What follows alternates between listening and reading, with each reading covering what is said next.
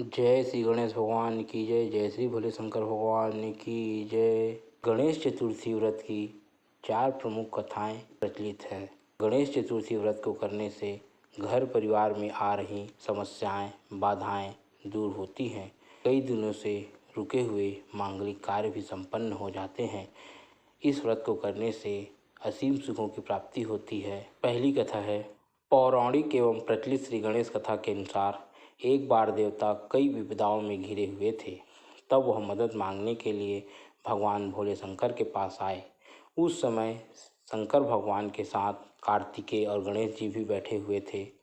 देवताओं की बात सुनकर भगवान शंकर ने कार्तिकेय व गणेश जी से पूछा कि तुम में से कौन इन देवताओं के कष्टों का निवारण कर सकता है। तब कार्तिकेय और गणेश जी दोनों ने ही कहा कि हम इनके समस्याओं का हल कर सकते हैं। इस पर भगवान शंकर ने दोनों की परीक्षा लेते हुए कहा कि तुम दोनों में से जो पहले पृथ्वी की परिक्रमा करेगा वह ही इन देवताओं की मदद करने को जाएगा। भगवान शिव के मुख से वचन सुनते ही कार्तिकेय अपने वाहन मोर को लेकर पृथ्वी की परिक्रमा करने के लिए निकल गए, परंतु गणेश जी सोच में पड़ गए कि वह चूहे के ऊपर चढ़कर सारी पृथ्वी की परिक्रमा कैसे कर पाएंगे। तब उन्होंने यह सोचा कि गणेश अपने स्थान से उठे और अपने माता पिता की 7 बार परिक्रमा करके वापस बैठ गए। परिक्रमा करके लौटने पर कार्तिकेय ने स्वयं को विजेता बताने लगे। तब शिव जी ने गणेश से पृथ्वी की परिक्रमा न करने का कारण पूछा तो गणेश जी ने कहा कि माता पिता के चरणों में ही समस्त लोकों का वास होता है। यह बात सुनकर शंकर भगवान ने गणेश जी को विजेता घोषित कर दिया और देवताओं के संकट दूर करने की आज्ञा दी।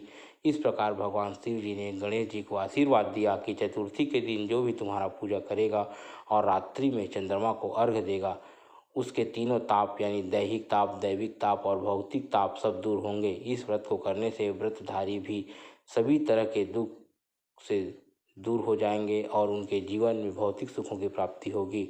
चारों तरफ से मनुष्य की सुख समृद्धि बढ़ेगी। पुत्र पौत्र आदि धन ऐश्वर्य की कमी नहीं रहेगी। जय श्री गणेश भगवान की जय। गणेश चतुर्थी व्रत की दूसरी कथा ये है कि एक समय की बात है, राजा हरिश्चंद्र के राज्य में एक कुम्हार था। वह मिट्टी के बर्तन बनाता था, लेकिन वे कच्चे रह जाते थे। एक पुजारी की सलाह पर उसने इस समस्या को दूर करने के लिए एक छोटे बालक को मिट्टी के बर्तनों के साथ आवा में डाल दिया। उस दिन संकट चतुर्थी का दिन था। उस बच्चे की माँ अपने बेटे के लिए परेशान थी। उसने गणेश जी से बेटे की कुशलता की प्रार्थना की। दूसरे दिन जब कुम्हार ने सुबह उठकर देखा तो आवा में उसके बर्तन तो पक गए थे, लेकिन बच्चे का बाल बांका भी नहीं हुआ था।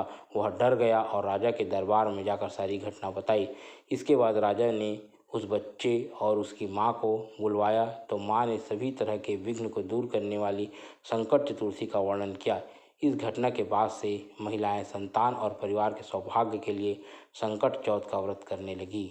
बोलो जय श्री गणेश भगवान की जय। तीसरी कथा यह है कि एक समय की बात है कि विष्णु भगवान का विवाह लक्ष्मी जी के साथ निश्चित हो गया।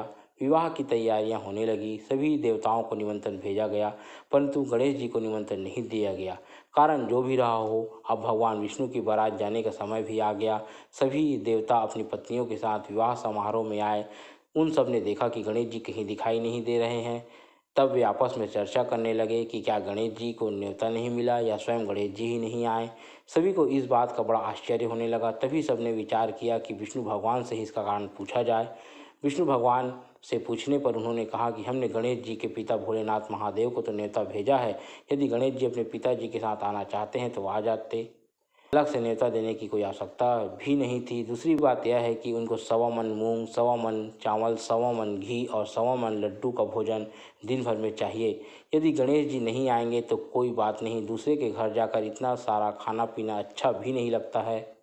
इतनी वार्ता कर ही रहे थे कि किसी एक ने सुझाव दिया, यदि गणेश जी आ भी जाएं तो उनको द्वारपाल बनाकर बैठा देंगे कि आप घर की याद रखना। आप तो चूहे पर बैठकर धीरे धीरे चलोगे तो बारात से बहुत पीछे रह जाओगे। यह सुझाव भी सबको पसंद आ गया, तो विष्णु भगवान ने भी अपनी सहमति दे दी।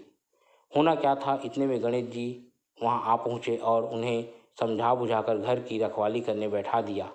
बारात चल दी। तब नारद जी ने देखा कि गणेश जी तो दरवाजे पर ही बैठे हुए हैं। तो वे गणेश जी के पास गए और रुकने का कारण पूछा। गणेश जी कहने लगे कि विष्णु भगवान ने मेरा बहुत अपमान किया है।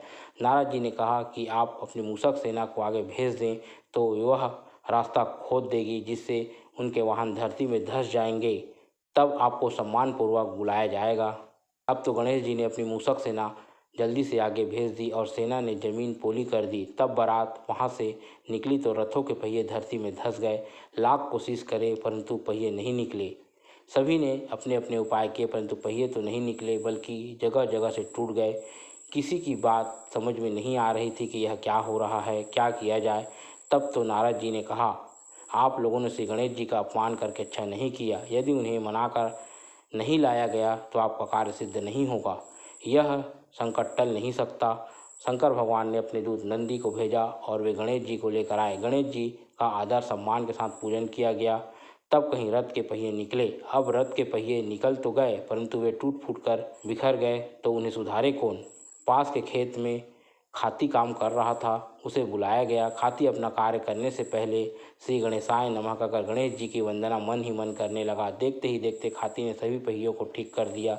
तब खाती कहने लगा कि हे देवताओं, आपने सर्वप्रथम गणेश जी को नहीं मनाया होगा और न ही उनकी पूजन की होगी, इसीलिए तो आप पर यह संकट आया है। हम तो मूर्ख अज्ञानी हैं, फिर भी पहले गणेश जी का अभिवादन करते हैं, उनको पूजते हैं, उनका ध्यान करते हैं। आप लोग तो देवतागण हैं, फिर भी आप गणेश जी को कैसे भूल गए। अब आप लोग भगवान श्री गणेश जी की जय बोलकर जाएं तो आपके सब काम बन जाएंगे और कोई संकट भी नहीं आएगा। ऐसे कहते हुए बारात वहाँ से चल दी और विष्णु भगवान का लक्ष्मी जी के साथ विवाह संपन्न हो गया।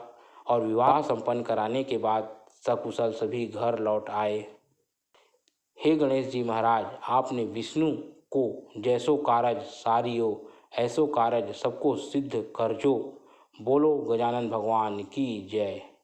चौथी कथा यह है कि श्री गणेश चतुर्थी व्रत की पौराणिक कथा के अनुसार एक बार भगवान शिव तथा माता पार्वती नर्मदा नदी के किनारे बैठे थे। वहाँ माता पार्वती ने भगवान शिव से कहा कि हे भगवान, समय व्यतीत करने के लिए चौपड़ खेलते हैं। शिव जी चौपड़ खेलने के लिए तैयार हो गए, परंतु इस खेल में हार जीत का फैसला कौन करेगा, यह प्रश्न उनके समक्ष उठा। तो भगवान शिव ने कुछ तिनके एकत्रित करके उसका एक पुतला बनाया, उसकी प्राण प्रतिष्ठा कर दी और पुतले से कहा, बेटा हम चौपड़ खेलना चाहते हैं परंतु हमारी हार जीत का फैसला करने वाला कोई नहीं है, इसलिए तुम बताना कि हम दोनों में से कौन हारा और कौन जीता। उसके बाद भगवान शिव और माता पार्वती का चौपड़ खेल शुरू हो गया। यह खेल 3 बार खेला गया और संयोग से तीनों बार माता पार्वती ही जीत गई। खेल समाप्त होने के बाद बालक से हार जीत का फैसला करने के लिए कहा गया तो उस बालक ने महादेव को विजयी घोषित कर दिया। यह बात सुनकर माता पार्वती क्रोधित हो गई और क्रोध में उन्होंने बालक को लंगड़ा होने, कीचड़ में पड़े रहने का श्राप दे दिया। बालक ने माता पार्वती से माफ़ी मांगी और कहा कि मुझसे बहुत बड़ी गलती हो गई है, मैंने किसी द्वेष के भाव से ऐसा नहीं किया है। बालक द्वारा क्षमा मांगने पर माता पार्वती ने कहा कि यहाँ गणेश पूजन के लिए नाग कन्याएं आएंगी, उनके कहे अनुसार तुम गणेश व्रत करो, ऐसा करने से तुम मुझे प्राप्त कर लोगे। यह कहकर माता पार्वती शिव के साथ कैलाश पर्वत पर चली गई। 1 वर्ष के बाद उस स्थान पर नाग कन्याएं आईं। तब नाग कन्याओं से श्री गणेश के व्रत की विधि मालूम करने के बाद उस बालक ने 21 दिन लगातार श्री गणेश जी का व्रत किया। उसकी श्रद्धा से गणेश जी प्रसन्न हुए। उन्होंने बालक को मनवांछित फल मांगने के लिए कहा। उस पर उस बालक ने कहा, हे विनायक, मुझ में इतनी शक्ति दीजिए, मैं अपने पैरों से चलकर अपने माता पिता के साथ कैलाश पर्वत पर जा सकूं और वे यह देख प्रसन्न होंगे। तब बालक को वरदान देकर श्री गणेश भगवान अंतर ध्यान हो गए। उसके बाद वह बालक कैलाश पर्वत पर पहुंच गया और कैलाश पर्वत पर पहुंचने की अपनी कथा उसने भगवान शिव को सुनाई। चौपड़ वाले दिन से माता पार्वती शिव जी से विमुख हो गई थी। अतः देवी के रुष्ट होने पर भगवान शिव ने भी बालक के बताए अनुसार 21 दिनों का श्री गणेश व्रत किया। इस व्रत के प्रभाव से माता पार्वती के मन से भगवान शिव के लिए जो नाराजगी थी वह समाप्त हो गई। तब यह व्रत विधि भगवान शंकर ने माता पार्वती को बताई। यह सुनकर माता पार्वती के मन में भी अपने पुत्र कार्तिकेय से मिलने की इच्छा जागृत हुई। तब माता पार्वती ने भी 21 दिन तक श्री गणेश का व्रत किया तथा दुर्वा, फूल और लड्डुओं से श्री गणेश जी का पूजा अर्चना किया। व्रत के 21वें दिन कार्तिकेय स्वयं माता पार्वती जी से आकर मिले। उस दिन से श्री गणेश चतुर्थी का यह व्रत समस्त कामनाओं की पूर्ति करने वाला व्रत माना जाता है। इस व्रत को करने से मनुष्य के सारे कष्ट दूर होकर मनुष्य को समस्त सुख सुविधाएं प्राप्त होती है। जय श्री गणेश भगवान की जय।